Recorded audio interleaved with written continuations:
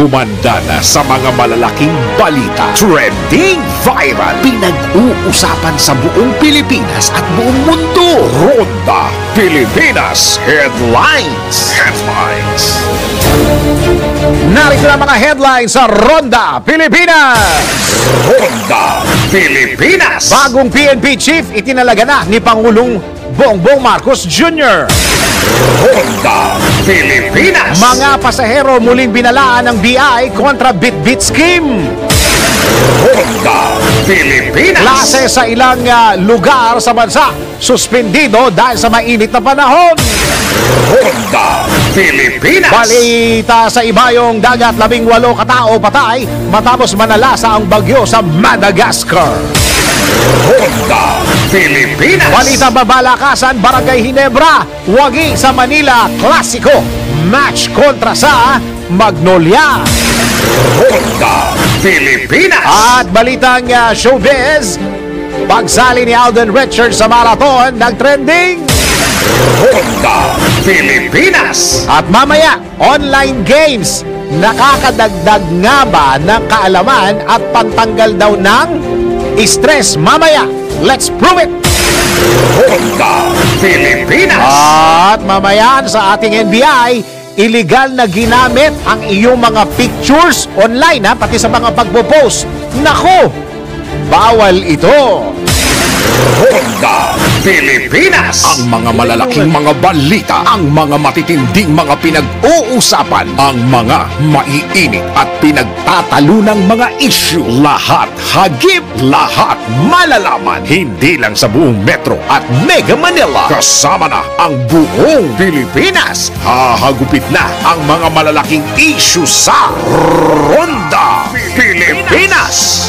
Live na live sa DWIZ AM Metro at Mega Manila. Naka-live din sa DWIZ News FM Regional Stations. Naka-live din sa Radyo Ronda AM Radio sa Pilipinas. Live ding mapapanood sa Aliw 23 Free TV. At naka-live din sa lahat ng DWIZ Digital News Accounts, Facebook, YouTube at DWIZ News website. Ronda Pilipinas. Wala nang mahuhuli sa balita. Wala nang maiiwanang issue na hindi mo alam. Ngayon, updated ka na sa Ronda Pilipinas. Kasama si Dennis Antenor Jr. Ronda Pilipinas. Iyon, magandang araw. Teka, inaayos ko pa yung jacket ko eh. O, yan ha, bigayan ng Arena Plus. O, yan. Inggit ba kayo? Ha? Binigyan ako ng jacket. Maraming salamat sa Arena Plus. O, magandang araw sa inyo. Oy, tama ba yung, confirm ba yon yung sinabi ng PNP na 30 yung nalunod ngayong Semana Santa? Grabe, ang dami. Kaya dun sa mga magbabakasyon at magsuswimming, ha? O 29, o halos 30 na. 29 na confirm na nalunod ngayong Semana Santa. Mag-ingat-ingat po kayo, ha. Lalong-lalo na doon sa mga magulang na dalang ang kanilang mga anak. Mag-ingat. Nako, napakalungkot ng balitang yan. Magandang araw, Pilipinas!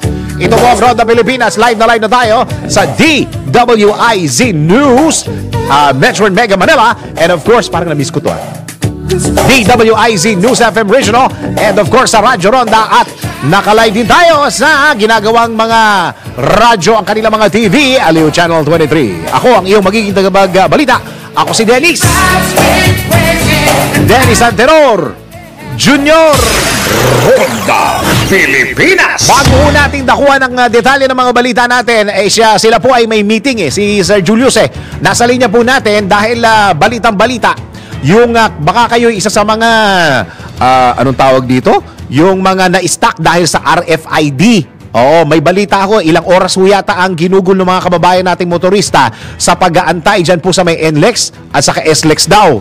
Oo, may balita ako na ipatatawag yata sa Kongreso Oo, nasa linya po natin ang spokesperson ng Toll Regulatory Board, si Mr. Julius Corpus. Pagtrabahuin na natin si Sir Julius. Tapos na eto ba si Sir Julius ba nagbakasyon? Sir Julius, magandang araw. Happy Easter. Sir Dennis, isang magandang umaga po sa inyo at Happy Easter sa lahat po nating kasamahan sa DWIC at sa inyong programa sa Ronda Pilipinas. Magandang umaga po. Maraming salamat, Sir Julius. Kayo ba nagbakasyon nung Semana Santa? Hindi, ano? Hindi.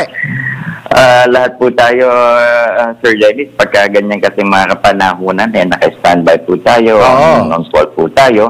Kaya bagamat we also celebrated naman somehow yung ating Lenten season in a meaningful way. Hindi naman po tayo tatarima sa ating obligasyon para sa ating mga motorista. Oo, naka-monitor pa rin kayo dahil bahagi ng iyong trabaho. Okay, Sir Julius, ewan ko kung nakarating ho sa inyo yung binabanggit kong balita dahil mismong si Congressman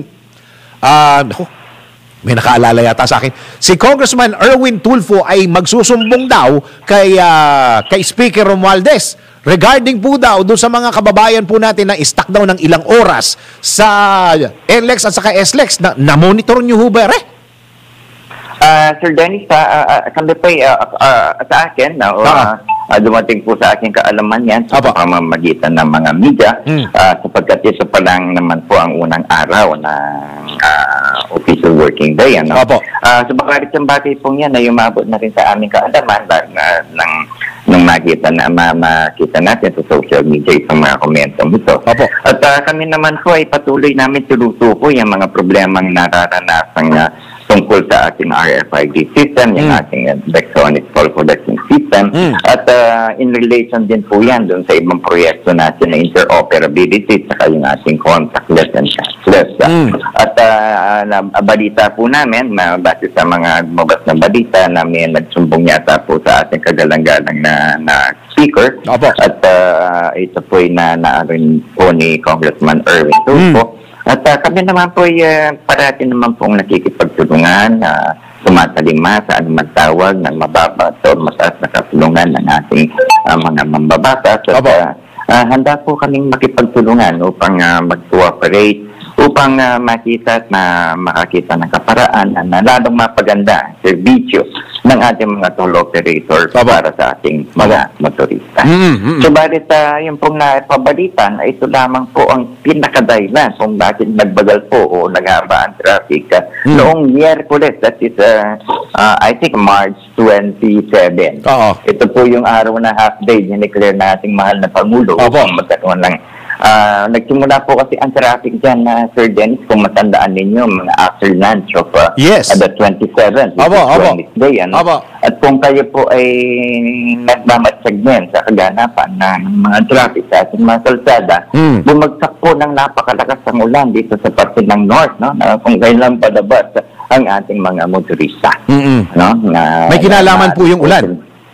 Maaari po siguro ang isang dahilan niya kung bakit nagkakaroon din ng pagbagal dahil yung ating mga motorista siyempre pagka nauna for their own safety they also try, maaaring naging dahilan din yan. At napansin po namin noong Miyerkules nga ay may mga insidente po kasi na nangyari, mga multiple conditions na kailangan santabi, clear, may mga stalled vehicles na kailangan ito na nakasama rin po sa daling na trafiko.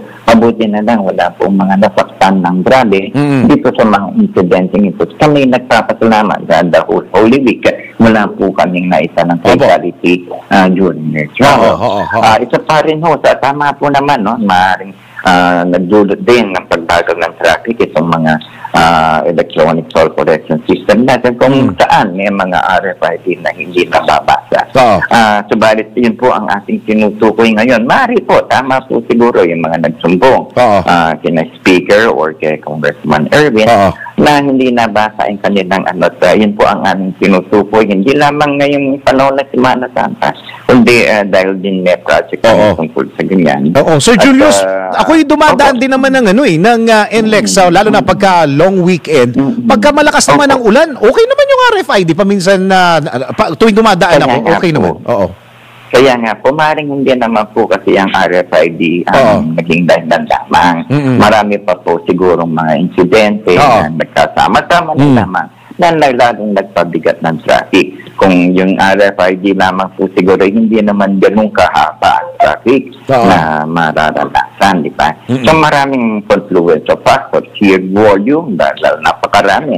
Ang balita po namin, initial assessment namin, ang capacity po kasi ng Balintawak Plaza is only 60,000. That day, when we say 80,000 po, no, initial estimate or numbers that we are receiving. The other thing, no, yun po, na ano, sa RFID naman, kuminsan po na pagkakamalan, no, na unreadable, pero ang talagang dahilan po pala, kulang siya doon. So, pero tinanong nyo na po yung inyong IT department, Sir Julius, regarding po sa nangyari po nung Wednesday? Tinutukoy po ngayon, pagkatapos po nung ano. In fact, tama po kayo, Sir Dennis, no? At ito po ang panahon kung kailan magkakaroon kami ng assessment, no? Yung aming tanggapan, kung anong naging kaganapan itong nakaraang ODB. Kasi ganyan po ang ginagawa natin every time na magkaroon tayo ng peak travel. Nang sa ganon, sa susunod na magkaroon ng ganyang peak travel, may dalatag ang iba pang mga solusyon o pang lalong maganda ang dali ng traffic. Sir Julius, may tanong lang po ako regarding sa RFID. Kapag ka po minsan, nag-malfunction po yan at usually hindi naman talaga bumababa yung barrier, ano po ba ito? Pagka hindi ho kami nabawasan, doon ho sa pagdaan namin, yung bang susunod na daan namin, doon ibabawas yung parang utang namin? Parang ganon? Mayari po yun, no? Kasi may ALPR o automatic license plate recognition tayo na tinatawag kung saan maaaring they will open up the barrier for free flow, pero ang magbabasa po sa inyo yung license plate recognition backroom computation po ang gagawin. Hindi nga na makikita ka agad on that day, pero iba backroom computation po yan at makikita niya naman po sa daily trip travel ninyo kung tama ang sinart. Yung SOA. O hindi. Sir Julius, bakit hindi na lang ganun na nangyari? Buksan na lang yung barrier na yan. Total, ibabawas din naman yung mga dumaan doon para mas mapabilis yung takbo ng traffic, Sir Julius. Suggestion lang. May mga pagkakataon pong ganun, Sir Dennis. Subalit sa ngayon po, hindi pa tayo open barrier sa lahat ng ating mga toll plazas. Darating din po ang panahon. Pero meron na rin po tayong mga toll lanes na open barrier po dito sa Valenzuela. Tama po yun. Barrier natin, di ba, Sir Jenny? At saka po yung ating connector road, no? Open barrier po yan. So, parating na rin din po tayo sa ganyang sitwasyon. Inaayos lamang po ng ating mga toll operator at kanilang mga sistema upang ma-implement natin ng ganyang klaseng toll collection system. Iyon. Okay, Sir Julius, siguro magpa-follow up po kami sa inyo, siguro maski this week o next week, kung ano po yung labas nung inyong magiging investigasyon regarding po sa nangyaring ito. Merong isang nag-comment dito, hindi daw pwedeng pagka ganon, balik toll. Hindi no? Kung na-overcharge yung ating motorista, dapat po ibalik ang toll. Tama po siya. Kung na-overcharge po siya. Pag na-overcharge. Pero pag na-istorbo, hindi.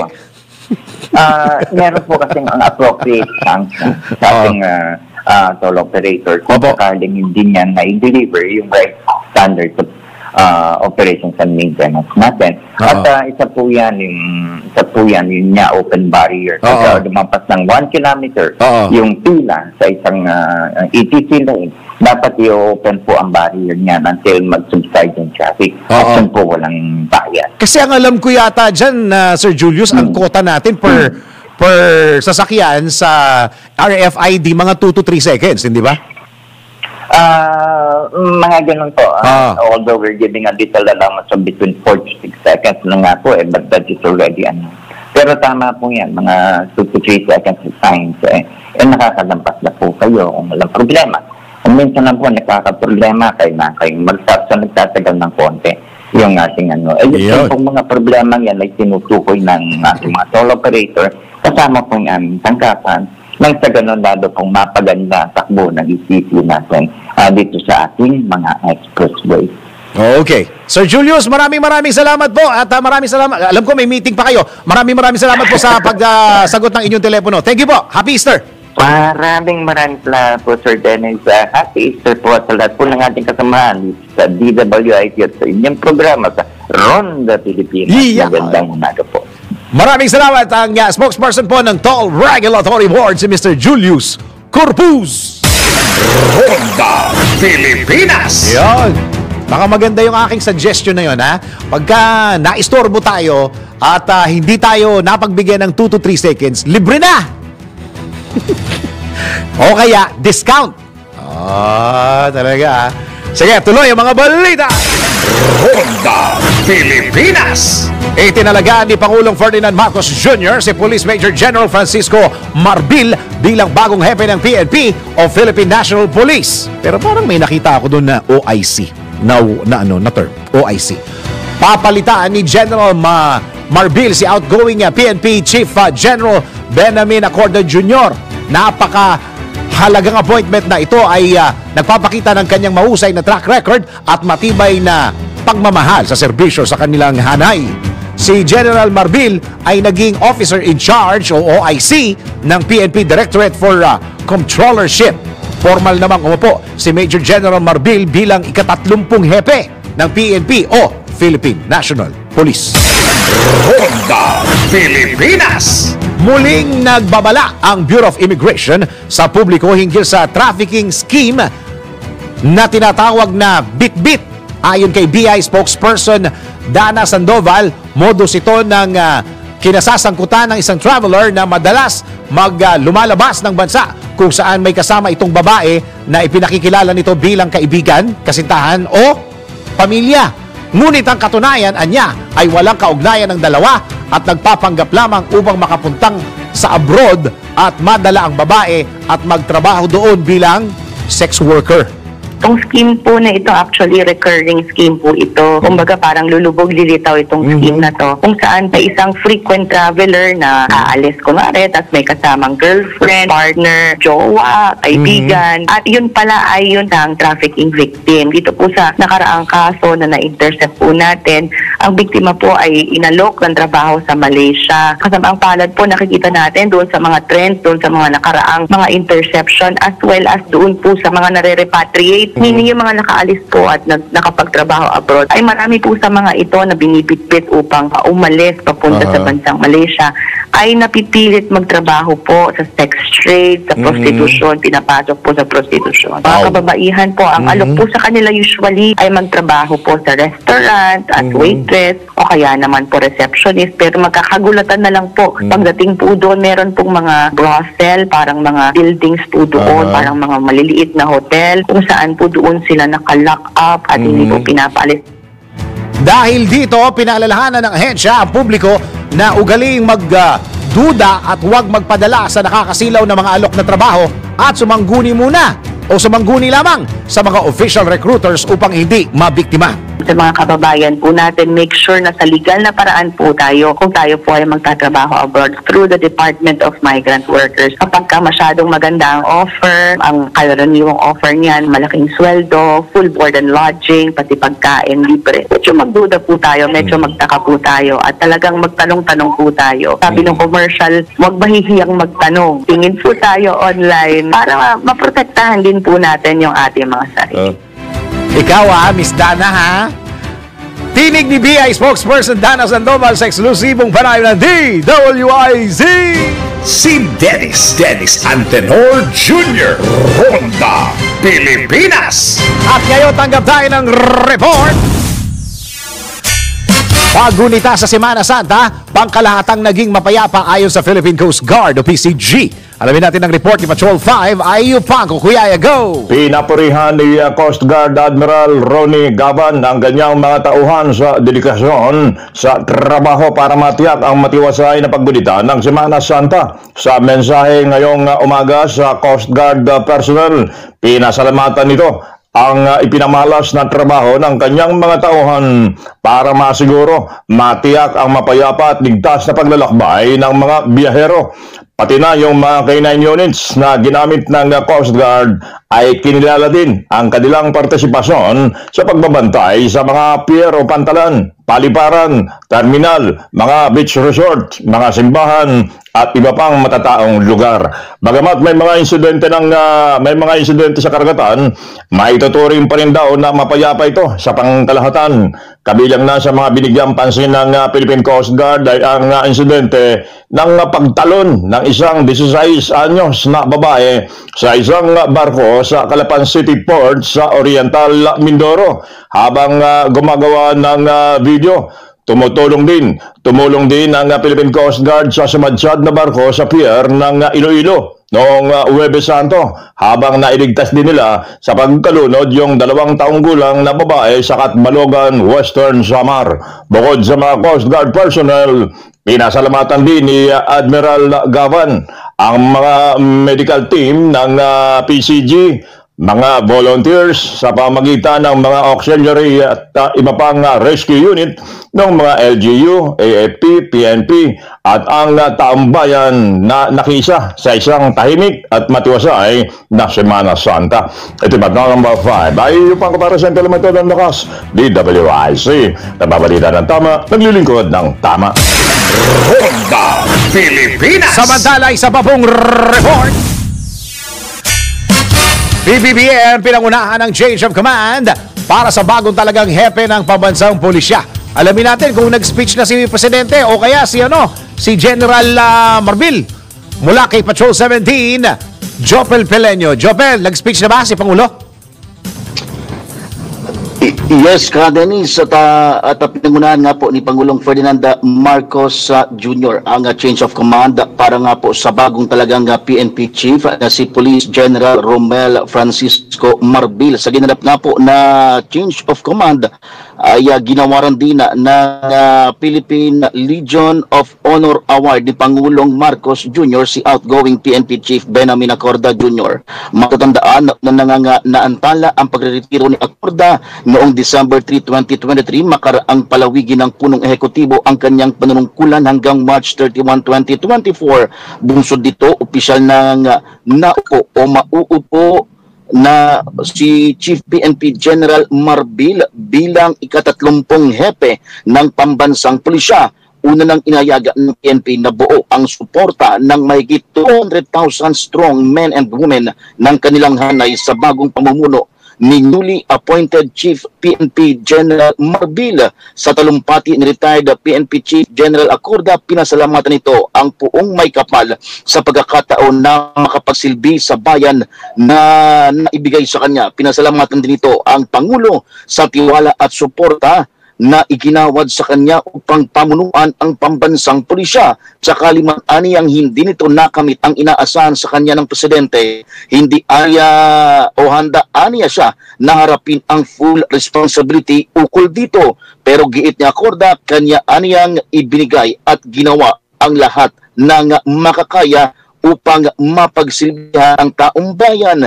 Binanggit din ito ang lahat ng kanyang mga naging accomplishment sa panahon ng pamumuno nito sa buong hanay ng PNP, gaya na lamang ng nakuwang 80% trust rating ng pambansang pulisya at ang pagiging third safest country ng Pilipinas base na rin sa 2023 Global Law and Order Report ng Gallup. Sa naging talumpati naman ni bagong PNP Chief General Marbil, ipinangako nito sa Pangulo na tutupad ang nais niyang makamit na pag-unlad sa ekonomiya at ligtas na bansa. Pinasalamatan din ni General Marbil ang pagkakataon at tiwalang ibinigay sa kanya ng Chief Executive. Handa rin aniya siyang ipagpatuloy ang lahat ng magagandang nasimulan ng kanyang predecessor. Paiigtingin ani General Marbil ang pakikipag-ugnayan ng PNP sa mga komunidad upang mapanatili ang peace and order sa bansa at tutukan ang pagsawata sa lahat ng uri ng krimen gaya ng illegal drugs, human trafficking at lahat ng uri ng illegal na aktibidad. Asahan na ani General Marbil na itataguyod ng PNP ang bagong Pilipinas at ligtas na pamayanan. Present din sa change of command sina DILG Secretary Benjamin Abalos Jr. at Executive Secretary Lucas Bersamin. Inayagman ni Pangulong Marcos Jr. sa kanyang naging talumpati na nagkaroon man ng pagbabago ng liderato ang pambansang pulisya, ngunit ang mandatong pagsilbihan at protektahan ang mga Pilipino ay mananatili. Ito si Patrol Jopel Peleño. Yes, ka Dennis. Si General Marbil ba 55 na? Ilan taon na? Yun ang inano natin dun sa kanyang edad ka Dennis. Pero ayun na nga siya po yung bagong Chief PNP ngayon na kahapon lamang may lumabas na balita na si Police Lieutenant General yung OIC. Police Lieutenant General Emmanuel Peralta yung magsisilbing OIC ng pambansang pulisya. Subalit ngayon nga naitalaga nga po itong si General Marbil bilang bagong hepe ng pambansang pulisya. Ilan taon na si General Marbil, Jobel? Yan yung, ito, aalamin lang natin, nandito kasi sa... Tignan mo ako, ilan taon? Baka 56, 55 na yan. Kasi mag-retire na next year. kung sa edad, ito, tinitingnan ko lang yung ating naitalaga. Hindi, okay na. Na-research na ng research natin, 55. Ayun, next year, iba na naman. Dennis, malamang meron na naman next year, ganyan. Mag-retire na. 56 ang di ba? Ang retirement age ng PNP? Opo. So, next year ulit. Pero may ang nakalagay naman po dito, kapag pwede pa po dahil sa 56 po yung mandatory retirement age ng pulisya. Ang problema dito, Jopel, malapit na eleksyon, next year eleksyon. Baka ma-extend yan. Iyon ang posibleng mangyari. Hindi malayo, ka Dennis, kasi nga 55 na siya ngayon, di 56. Mahihirap. Baka mahirapan si Presidente. Mahirapan na namang maghanap ng bagong mamumuno sa PNP. So, kagaya po ni General Acorda, baka ganun din po yung mangyari dito nga po kay General Marbil na magkakaroon din po ng pagpapalawig sa kanya pong termino ng PNP chief sa susunod na taon. Ang mabigat dyan kasi, Jopel, yung election next year. Kung Marso magre-retiro yan. Di ba? Kapag ganun, malamang na yung extension yan. Kasi ang birthday nito, kailan birthday niya, Pebrero siya, di ba? February, Paki 20, 25, 27. February 7. Yes. At 1969 po siya pinanganak. Problema yan. May election pa next year. Nako, baka ma-extend yan, Jopel, Baka ma-extend yan. Yun lang yun. May malaking posibilidad, ka Dennis, lalo na at hindi po basta-basta ang paghahanda sa eleksyon na lalo na midterm election po yan. At saka the bigger shoes to fill in is the trust rating. That's 80%. Jopel, Kaya nga po, ka Dennis, at kinakailangang mapanatili. At sabi naman ni General Marbil, kanya pong ipagpapatuloy yung mga magagandang nasimulan at kung ano yung mga naging panuntunan, polisiya o mga ipinagtutupad ni General Acorda o ni outgoing General Acorda, siya rin pong gagawin at ipagpapatuloy ni General Marbil. Yun. Kay General Marbil, congratulations, good luck, God bless. Ayun, ako po. At hanggang sa ngayon, ka Dennis, ay naka-lockdown pa rin po ang buong bisinidad ng PNP Camp Crame. At wala pa rin pong pinapayagan na makapasok at makalabas sa loob ng PNP ground. Ito si Patrol 17, Jopel Peleño, nag-uulat para sa impilang may Totong Lakas, DWIZ, nagbabalita ng tama, naglilingkod ng tama. Kapag may bagong balita, naka-on air, agad-agad, DWIZ Patrol Report. 55, tapos next year, Pebrero 56, di mag-retire na. Nako. Sige, magandang araw muna sa lahat ng mga nasa opisina at sa lahat ng mga nag-online games. Sabi nila, ang mga online games daw ay nakakadagdag ng kaalaman at saka pantanggal ng stress. Yan ang sabi nila. Patunayan natin yan. Let's prove it. Bago maniwala sa mga claim-claim na yan, patunayan na yan sa Let's Prove It! Kamakailan ay nakilala ang Blacklist International bilang esports organization na nagbigay ng karangalan sa bansa dahil sa ipinamalas nilang galing sa paglalaro ng PUBG, Mobile Legends, Garena, Free Fire at Call of Duty. Sadyang napakalayo na natin kumpara sa kinalakihang luksong baka, agawan base, tumbang preso, piko, sipa, bunong braso, Chinese garter at iba pa. Bagamat hindi na palakasan ang labanan ngayon, nasusukat naman sa talas ng isip kung paano mo didiskartehan ang pag-atake sa mga kalaban. Yung tipong kahit nakaupo ka lang ay kung saan-saan ka dinadala ng naggagandahang graphics at kung anong-anong skills na iyong nabuboost. So, if you're wondering kung bakit maraming nahuhumaling sa online games at sabi nila, nakakatalino daw ang online games, tara, let's prove it! Narito ang sagot. Una, nakakatanggal ng stress. Sa oras na in-game ka na, ay napupunta na sa laro ang iyong focus. Kaya pansamantala mong nakakalimutan yung mga bagay na nakakapagpa-stress sa'yo. Kumbaga, dinadala ka ng laro out of this world kung saan ang tanging goal mo ay mag-level up, ma-accomplish ang mission at madagdagan ng weapons/cosmetics. Ikalawa, natututong mag-multitask. Yung tipong napagsasabay mo ang pagkain habang naglalaro, pagcha-charge ng gadgets habang naglalaro. Pwede ka rin magpabuhat sa iyong mga kalaro habang inaatupag mo ang ibang bagay.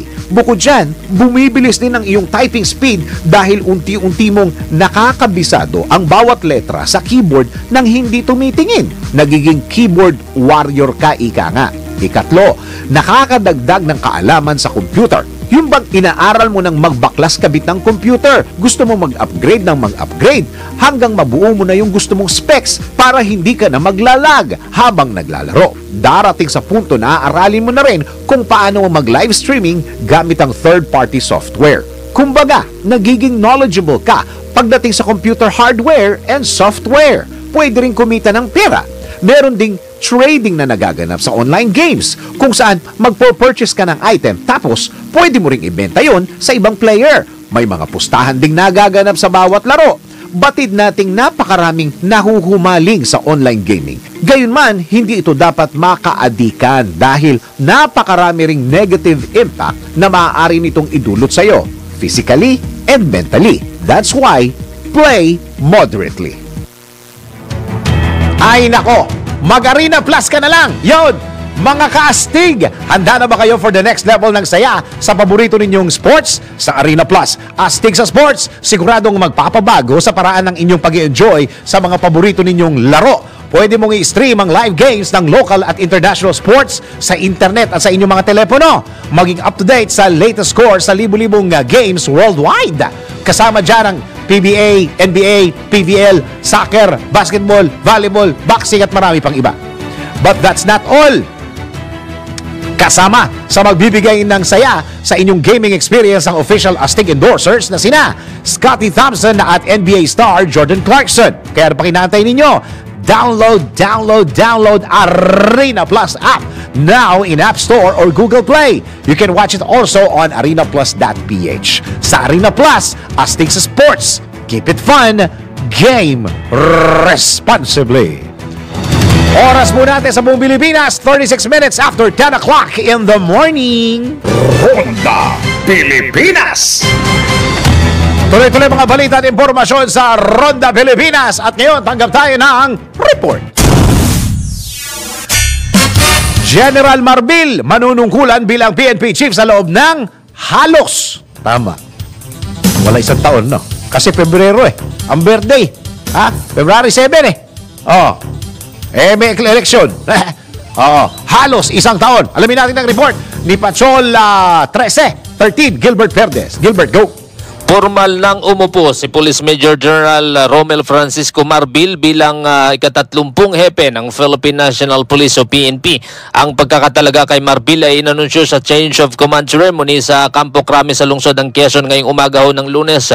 Dahil nga sa kanyang appointment mula sa pagiging 2-star general, magiging 4-star general na si Marbil o may ranggong Police General. Agad ding magsisimula sa kanyang tungkulin si Marbil ngayong araw para magtapos nga ang extended o yung pinalawig pang termino ni outgoing PNP Chief Benjamin Nacorda Jr. na ngayon ay opisyal ng retirado. Nabatid nga na magsisilbing PNP Chief si Marbil hanggang sa kanyang pagre-retiro sa Pebrero ng susunod na taon. Patrol 13, Gilbert Perdes nagbabalita ng tama, naglilingkod ng tama. Ronda Pilipinas. Samantala, isa pa pong report. Daloy ng trapiko sa EDSA, lalo pang bumigat. Alam mo, grabe yung traffic dyan kanina. Talaga nakakainis, no? Yung dapat kinakastigo natin. Ano ba sabi ng MMDA? Di ba sabi ng MMDA hanggang alas 5 lang ng madaling araw yan? Oh, pero ngayon, grabe. Traffic, tingnan nyo kung saan. Alamin natin ang report ni Patrol 30 Jelly Mendez. Jelly, go! Kasabay ng matinding sikat ng araw, lalo pang bumigat ang daloy ng trapiko sa EDSA ngayong araw. Ito'y dahil sa pagdagsa ng mga biyaherong pauwi ng Metro Manila matapos ang Semana Santa. Dahil dito ay mula sa EDSA Kamuning mapa-flyover o hindi, patungong Cubao, Quezon City hanggang sa Ortigas Avenue, mabagal pa rin ang pag-usad ng mga sasakyan dahil na rin sa mga provincial bus na pinayagang makadaan sa EDSA. Ayon sa Metropolitan Manila Development Authority o ang MMDA, layo nitong mapabilis ang turnaround time ng mga bus at para mas marami ring pasahero ang maserbisyuhan, partikular yung mga nagmumula pa sa kanilang probinsya. Tatagal naman ang pagdaan ng mga bus sa EDSA hanggang ngayong araw, Abril 1. Samantala, pinapayuhan naman ng mga motorista na magbaon ng mahabang pasensya at hanggat maaari ay gumamit muna ng alternatibong ruta upang hindi maantala ang inyong mga biyahe. Ito si Patrol 30 Jelly Mendez nag-uulat para sa impilang may todong lakas sa DWIZ. Nagbabalita ng tama, naglilingkod ng tama. Ronda Pilipinas. So sa mga pauwi ng Metro Manila galing ng NLEX, nako, baka tingnan nyo yung mga ways ninyo. Grabe, pulang-pula yan. Pulang-pula. O, di ba? Ang saya-saya. Kasi sabi ng MMDA dyan, hanggang alas 5 ng madaling araw lang ang gawaan dyan. Kaya ngayon, hindi nga, butas yan eh. Laki ng butas. Nako, pagka ganyan naman na iinit talaga ulo mo. Alamin natin, isa pang report. Philippine Ports Authority tuloy ang serbisyo kahit tapos na ang Holy Week. Alamin natin ang report ni Patrol 5. Aya Yupaco, Kuya Aya, go! Tiniyak ng Philippine Ports Authority o PPA na magpapatuloy ang kanilang serbisyo sa mga biyahero kahit tapos na ang Semana Santa. Ayon kay PPA General Manager Santiago, hindi matatapos sa kuwaresmang trabaho nila para paglingkuran ng publiko. Bagamat inaasahan nila ang pagbaba ng mga biyahero matapos ang Holy Week, hindi naman daw may sasantabi na mayroon pa rin mga pasahero kahit hindi nakasagsag ang mga bakasyon nitong Holy Week. Naitala ng Philippine Ports Authority ang halos 2 milyong mga pasahero na nagtungo sa iba't ibang mga pantalan sa bansa. Kaya naman, bukod sa mga magandang pantalan, ay nagbigay din sila ng mga pagkain at tubig sa mga pasahero na nag-aantay ng barkong masasakyan. Gaya na lamang sa PMO Lanao del Norte na bukod sa mga itlog na naibigay din ng PPA ang lugaw para sa mga pasaherong nag-aantay ng kanilang biyahe sa pantalan. Ang PMO Panay Guimaras ay kabilang doon sa top ports sa bansa. Pagdating sa dami ng mga pasahero tuwing peak season, ay namigay ng libreng kape at inuming tubig. Ganito rin ang isinagawa ng PMO Negros Occidental para naman sa mga driver at pahinante ng truck na bumabiyahe sa kanilang pantalan. May libre namang binigmit para sa mga pasahero nung nasi port ang PMO Port Service Division ng PMO Agusan, habang ang PMO Davao ay namigay ng Easter egg chocolate para sa mga batang pasahero sa Pantanan. Namahagi rin ng Easter egg ang PMO Negros Occidental, Bacolod, Banago, Bredco para sa nasa 250 mga batang pasahero. Ito yung patnol number 5. Ay pa para sa implemento ng lakas, DWIC. Nababalita ng tama, naglilingkod ng tama. Kapag may bagong balita, naka-on-air, agad-agad, DWIC Patrol Report. Ayos yung report ni Kuya Aya, puro itlog Puro itlog no? Namahagi ang Philippine Coast Guard ng mga itlog. Meron pang tsokolating itlog. Puro itlog. Ang saya-saya. Puro itlog. Teka muna, oras natin sa buong Pilipinas. This time check is brought to you by Fuji Denso Home and Commercial Appliances, where you get reliable, durable, and energy-saving products. Upgrade your usual appliances to Fuji Denso HD Inverter Appliances. Fuji Denso, quality above all. Upgrade your home, upgrade your business with Fuji Denso, quality above all. Oras natin sa buong Pilipinas, 11 minuto ba bago alas 11 ng umaga. Ronda Pilipinas. Tuloy mga balita at impormasyon sa Ronda Pilipinas at ngayon tanggap pa tayo ng mga reports. Investment mission ni PBBM nagbubunga na ayon sa isang mambabatas. Alamin natin ang report ni Patrol Love and Tina Nolasco. Tina! Nagsisimula ng mamunga ang mga biyahe ni Pangulong Ferdinand Bongbong Marcos Jr. sa abroad. Ito ang sinabi ni House Senior Deputy Speaker Aurel Gonzales Jr. kaugnay sa pinagtibay na assessment ng HSBC Global Research na nagsasabing bumubuti na ang investment environment sa Pilipinas. Ayon kay Gonzales, dahan-dahang nararamdaman ang investment mission ng Presidente at nakikita na ng foreign investors ang bansa bilang magandang lugar para mamuhunan. Gaya na lamang ng gumagandang investment outlook ng mga mamumuhunan tulad ng high-level American Trade Mission sa Pilipinas at ang aktual na investment at pledges sa mga biyahe ni PBBM sa ibang mga bansa. Ito si Patrol 11. Tina Nolasco para sa impilang may todong lakas DWIZ, nagbabalita ng tama, agiling ko ng tama. Kapag may bagong balita, naka-on-air, agad-agad, DWIZ Patrol Report. Isa bang report? Para isa ba? Isang senador umaasang may papasa ang panukalang batas na mag-uubliga sa mga pool operator na mag-hire ng lifeguards. Alamin natin ang report ni Patrol 19 Sally Ortega Bueno. Ate Sally, go! Isinusulong ni Senator Sherwin Gatchalian ang pag-uubliga sa mga public swimming pools at bathing facilities na magtalaga ng mga lifeguards sa gitna na rin na tumataas sa kaso na insidente ng pagkalunod ngayong panay ang outing dahil sa summer. Hiniling ni Gatchalian na maipasa agad ang Senate Bill 1142 o ang Lifeguard Act of 2022 kung saan inatasan ang mga pool operators na kumuha ng kahit isang lifeguard para sa bawat public swimming pool, kabilang narito ang mga pool sa hotel, sa mga inn, sa motel, sa condominium building, sa clubhouse at iba pang public or residential setting maliban sa mga swimming pool sa single family home. Ayon kay Gatchalian, taon-taon na lamang ay may nababalitang nalunod lalo na sa mga kabataan kaya giniit niya ang pagkakaroon ng lifeguard sa bawat pampublikong swimming pool.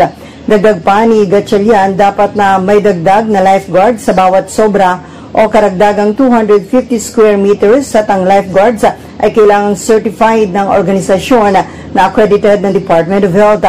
Maharap naman sa multang hanggang 200,000 at pagkakakulong ang mga pool operators na bigong makatupad sa pag-hire ng sapat na bilang ng lifeguards. Ito as Patrol 19, Sally Ortega Bueno para sa DWIZ, nagbabalita ng tama, naglilingkod ng tama. Ronda Pilipinas. Samantala para sa ating balitang pampalakasan, Barangay Ginebra, wagi sa Manila, Clasico match kontra sa Magnolia. Sports News mula kay Kim Gomez. Sa mundo ng palakasan, ang latest malalaman sa DWIZ Sports News. build on a 6-point lead. Back on the winning track ang Barangay Ginebra San Miguel matapos nilang magwagi kontra sa Magnolia Chicken Templados sa Easter Sunday edition ng Manila Clasico, 87-77. Determinadong makabawi ang Gin Kings mula sa kanilang loss laban sa Meralco noong nakaraan bago mag All-Star Weekend. Lamang man ang Magnolia, nagawang makabounce back ng Ginebra kung saan naging 66-58 ang score at dito na nagtuloy-tuloy ang kanilang momentum. Para kay Team Cone, head coach ng barangay, ang pagkapanalo ay huge win at sa kanyang tingin, naging wake-up call ang pagkatalo nila sa Meralco. Kanya ring ikinatutuwa ang effort na ipinakita ng kanyang players at dagdag pa niya, depensa ang isa sa mga dahilan ng pagkapanalo nila. Sa ngayon, ito na ang ikatlong panalo ng Barangay Ginebra sa kasalukuyang Philippine Cup at ito rin ang ika-100 franchise win ng Ginebra sa loob ng 35 taon ng Clasico rivalry. That portion was brought to you by Arena Plus. Sa Arena Plus, astig sa sports. Download Arena Plus app now in App Store or Google Play. You can watch it also on arenaplus.ph. Ronda Pilipinas. Ito na ang latest, bagong-bago, fresh na fresh. DWIZ Showbiz News. Para sa ating showbiz, pagsali ni Alden Richards sa marathon, nag-trending. Sumali din naman ako sa marathon dati, ba't din nag-trending? Si Alden ka ba? Alamin natin, showbiz report mula kay Anton.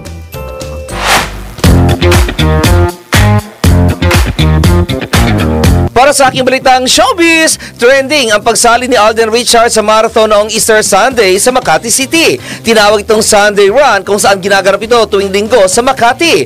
Ayon sa taga Sparkle, ang talent agency ng GMA7, nagkataon lamang na Easter Sunday noong linggo pero sumasali raw talaga si Alden tuwing linggo. Marami nga nag-post ng pagtakbo ni Alden dahil ang dami nagwapuan sa kanya kung saan may isang nagsabi na ito na raw ang makabagong agamulak na lalaking walang anggulo o kahit anong anggulo ay gwapo. Makikita rin sa picture na gusot-gusot pa ang buhok na aktor pero hindi maikakailang napakagwapo nito dahilan para kiligin ang maraming runners na kasabayan nito. Sa isang post, sinabi ng netizen na sa kahabaan ng Ayala Avenue tumakbo ang aktor habang sinabi naman ng isa na dapat ay 5 kilometers lamang tatakboy ni Alden pero meters. Sinabi naman ng isa na umabot ng halos 1 oras at kalahati ang itinakbo ni Alden. At yan aking balitang showbiz para sa impilang may todong lakas, DWIZ. Ako si Anton, nagbabalita ng tama, naglilingkod ng tama.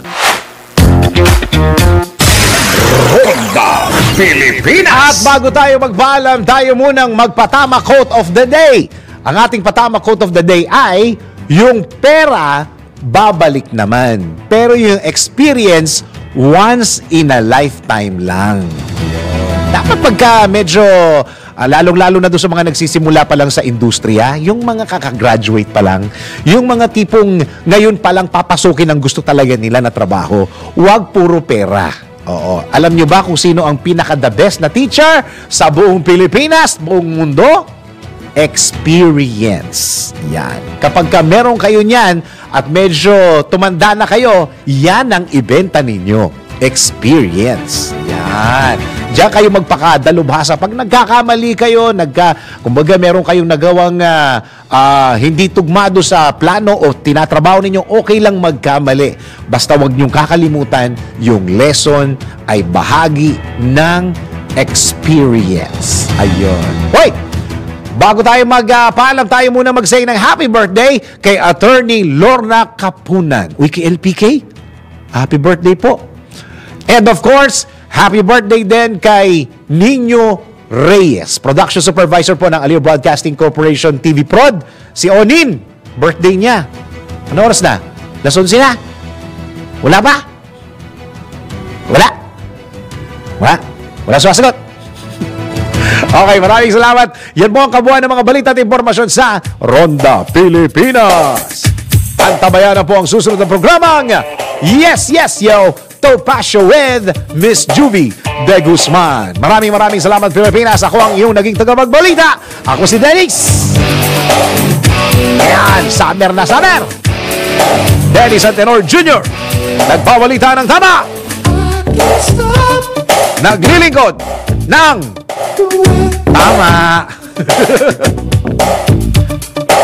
Ang mga malalaking mga balita, ang mga matitinding mga pinag-uusapan, ang mga maiinit at pinagtatalunang mga issue. Lahat hagip, lahat malalaman. Hindi lang sa buong Metro at Mega Manila. Kasama na ang buong Pilipinas. Hahagupit na ang mga malalaking issue sa Ronda Pilipinas.